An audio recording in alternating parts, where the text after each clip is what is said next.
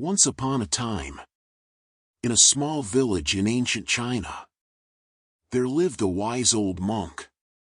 Named Lao. Lao was known throughout the land for his wisdom and his ability to solve even the most difficult problems.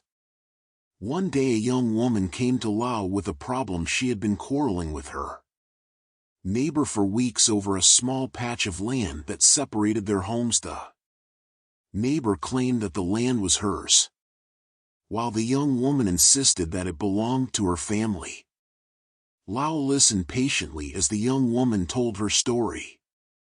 Then he said, "I will help you. But first I need you to bring me a handful of rice from every family in the village." The young woman was puzzled by Lao's request, but she did as he asked. She went from house to house collecting a handful of rice from each family. When she returned to Lao with the rice, he took it and poured it all into a large pot. He then stirred the rice and asked the young woman to light a fire under the pot. As the rice began to cook, Lao said, "Now I want you to go to your neighbor and invite her to share a meal with you." The young woman was hesitant at first, but she did as Lao asked. She went to her neighbor's house and invited her to share a meal of rice with her. As the two women sat down to eat, they realized that the rice in their bowls was a mixture of rice from every family in the village.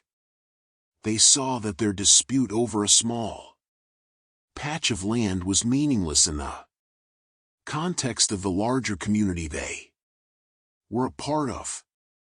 From that day forward, the two women became friends, and the small patch of land that had caused so much strife between them became a symbol of their unity and shared commitment to the village.